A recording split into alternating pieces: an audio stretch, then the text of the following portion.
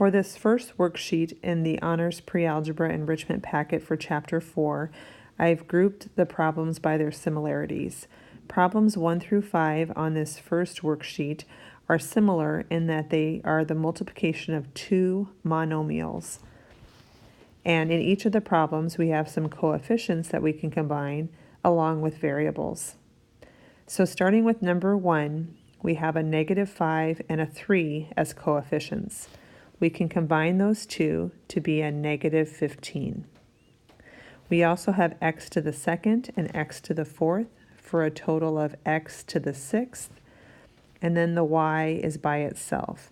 So the final answer for number 1 is -15x to the sixth y. Pause the video now to complete problems 2 through 5. When you're ready, press play and see if your answers are correct. For number 2, the answer is 8, a to the fourth, b to the fourth, f to the fourth. For number 3, -6a to the third, d to the fourth. Number 4, -8g to the eighth, h. And number 5, -15 times -1/3 is a +5. The answer is 5x squared y to the seventh.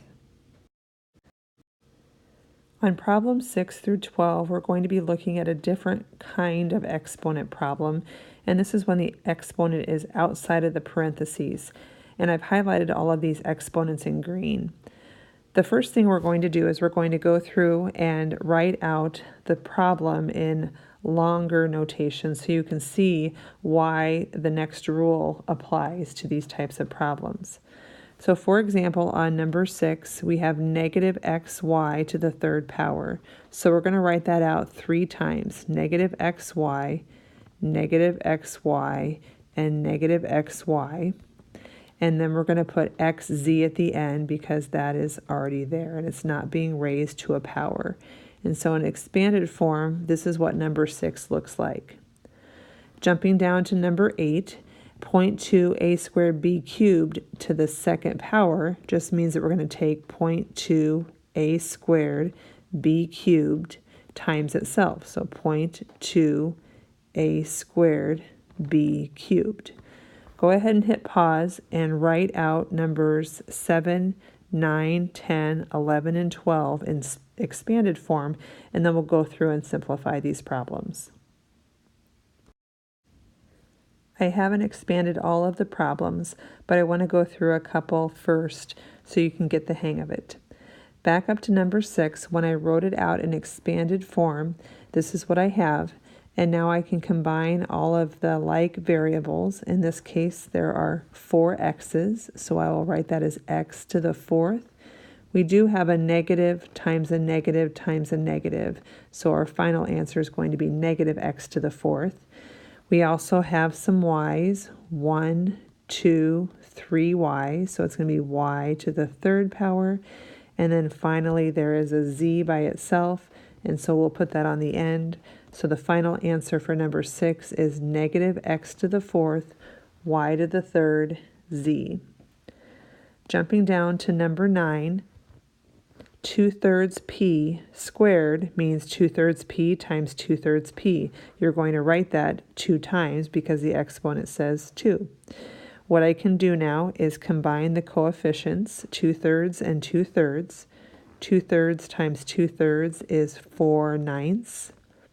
And then we have 2 p's, so it's going to be 4/9 p to the second power for number 9. Back up to number 8. Again, it's being squared, so I'm going to write that problem out, the monomial twice, multiply it by itself. So I have 0.2 times 0.2, which is 0.04. We have a squared and a squared, which is a to the fourth. And we have b cubed and b cubed, which is b to the sixth. The final answer for number 8 is 0.04 a to the fourth, b to the sixth. On number 10, we're squaring the monomial again, so we're taking 1/4 AD cubed times 1/4 AD cubed. We can combine the coefficients. 1/4 times 1/4 is 1/16. We have A and A for A squared, and we have D cubed and D cubed for D to the 6th power. Looking at those problems, see if you can come up with a rule on what to do when we have a power raised to another power. Remember that when we are multiplying powers with the same base, we add the exponents. So x to the 6th times x to the 3rd is x to the 9th. When we divide exponents, powers with the same base, x to the 6th divided by x to the 3rd, we subtract the exponents, so we get x to the 3rd. And now what we have is raising a power to a power. When I have a number, a base raised to an exponent raised to another exponent, we're going to actually multiply those two numbers. And you can see that in the problems that we've done so far. For example, a squared times 2 is a to the 4th. B cubed times 2 is b to the 6th. And it's counterintuitive because we've never taken anything times that exponent before. For example, if I tell you to do 3 squared, we've never taken 3 times 2 before. But in this case, when you write out the problem in expanded form, you can see why the rule works for these types of problems. I'm going to pause the video, and I would like for you to do the same and try number 7 and number 12 and number 11.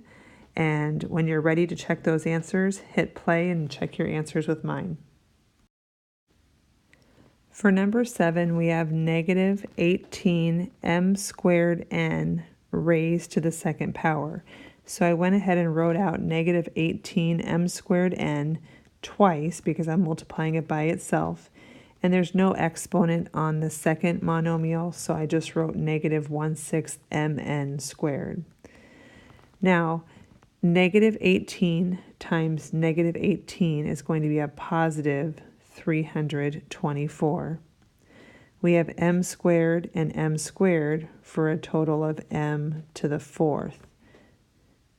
And if we didn't write that out, we could use our power to a power rule when we would take the m to the 2nd and then times it by the power outside. 2 times 2 is 4. Notice the n inside the parentheses is just to the 1st power, but when I multiply it by the 2 outside, I get n squared. There's one n and there's another n. So the first part of combining these two is 324 m to the 4th n squared. Now when I multiply that by negative 1/6 mn squared, again I can combine the 324 and the negative 1/6. So that's going to give me 54, negative 54. We have m to the 4th and another m here, so that's going to be m to the 5th. And then n squared and n squared is going to be n to the 4th. The final answer for number 7 is negative 54 m to the 5th n to the 4th. For number 11, we have 0.4 k cubed raised to the 3rd power. So again, in expanded form, I'm going to write down 0.4 k cubed 3 times because I'm cubing it. Now the shortcut would be to take k to the 3rd times 3, which is k to the 9th. That's the power to a power rule. And you can see that when I have an expanded form, I have 3 k's, 3 more, and 3 more for a total of 9. What students often do, though, is take 0.4 times 3, and that's not what we're doing here. You have to remember that when we're taking 0.4 cubed, that actually means 0.4 times 0.4 times 0.4. And so 0.4 times 0.4 is 0.16, times another 0.4 is going to be 0.064. So the answer to number 11 is 0.064 k to the 9th. For number 12, we have 4 squared, squared, squared. And this is where this shortcut really does come in handy. When you take a power to a power, you're multiplying the powers. So we have 2 times 2, which is 4, 4 times 2, which is 8. So 4 to the 8th power is my answer, and of course you can simplify that. But what I want to do is show you how this is broken down and why 4 to the 8th is the answer by showing you the proof here. So 4 squared is 4 times 4. And if I square that, I'm going to take 4 times 4 times 4 times 4. And if I square that, I'm going to take those 4 4s right here and multiply it by itself for a total of 1, 2, 3, 4, 5, 6, 7, 8. 4 to the 8th power. You can also do it by taking 2 times 2 times 2.